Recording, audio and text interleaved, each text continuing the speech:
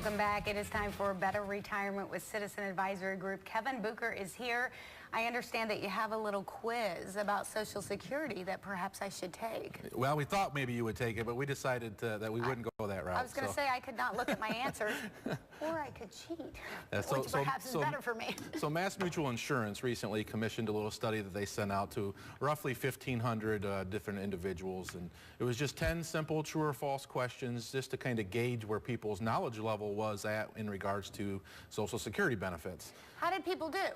Not real well. Not a big surprise from my position, but 70% of the population had a failing score on that. So not a huge surprise. But what it really just highlights is that there's this knowledge gap when it comes to Social Security. So there's a saying that, you know, what we don't know won't hurt us. But when it comes to Social Security benefits, we have a really important decision to make as to when is the right time and how should we file for our benefits. And being informed obviously is important. Absolutely. So what age can you receive your full benefit for Social Security? So yeah, this was one of the questions from their quiz. And this was one that's a little bit surprising, was one of the ones that had the worst scores on it. It used to be age 65, but 30 years ago, Congress passed some legislation to change that to age 66.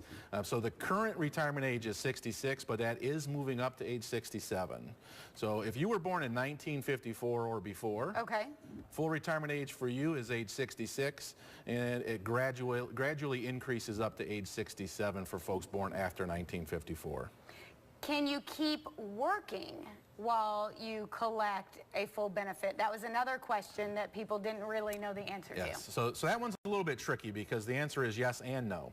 So you can continue working and collect Social Security benefits, but if you're not your full retirement age at that point, they're going to restrict what your earnings can be. And if you earn over certain limits, they're going to hold back benefits that you collect. Now, once you are at full retirement age or beyond, there's no earnings restrictions. You can go and work and earn as much as you want without them reducing what you're collecting from Social Security. Very interesting. I would not have known that one, just for the record. Now, this next question is very interesting to me. I've told you this before because I had no idea before you and I started talking. If you are divorced, can you collect a benefit based on your ex-spouse's earning history? Yep, and the answer to that is yes, but there's a lot of little rules that get attached to that.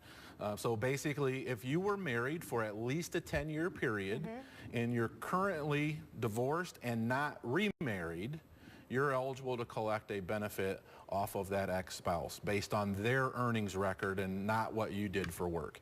Now, you have to be at least 62 years old or above, but yes, you can collect a benefit off of that ex-spouse. Let me complicate things here. What if they're remarried? Doesn't matter. And a common question we get is, well, does that affect them in any way?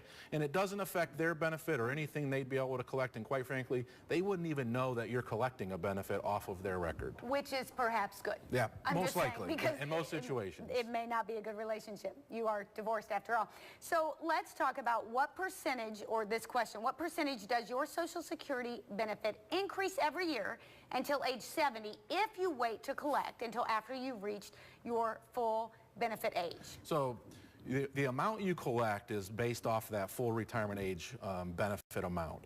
And if you file for it before full retirement age, there's going to be a reduction. I think most people are very familiar with that, although this quiz kind of painted a different story.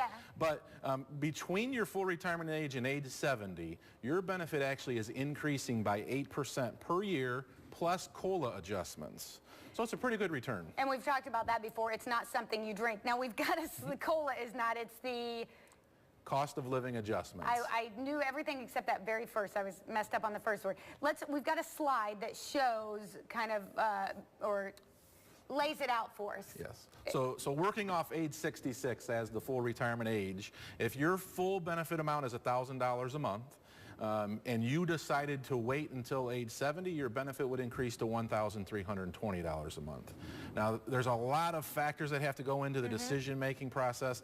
I know one thing that we've kind of stressed on the show is trying to disconnect the Social Security filing decision from the actual retirement decision, because we have to really consider all of the resources. We have to figure out how to coordinate your Social Security benefit with your spouse's Social Security benefit, and then also coordinate it with all of your retirement assets. So when you look at this chart, there certainly is some strong reason to try to delay, but it really depends on your personal circumstances and what your needs are if you're going to be able to do that. Well, and because of all that coordinating, that's why I think it's so important to involve somebody like Citizen Advisory Group, because you guys understand all those pieces and how they all work together. Yeah, so there's clearly a knowledge gap when it comes to Social Security benefits.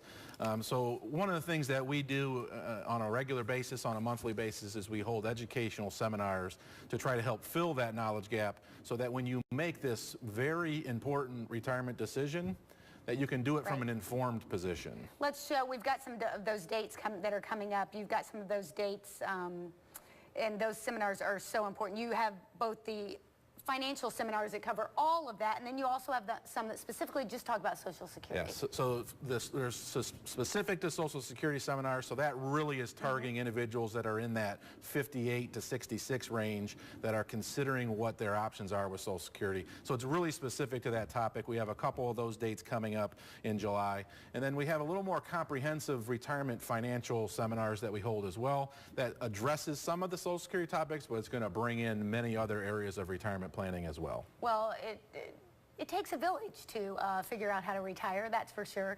That's why Citizen Advisory Group is here, and that's what you need, is to give them a call. You've got to make a reservation to go to those, so certainly give them a call. Check out their website. If none of those dates work, they'll have more again next month. We have a pretty busy schedule of events. They do them all the time. Give them a call today. Check out their website. Thanks again. As always, Better Retirement, just making us smarter. We'll be right back on Better Living.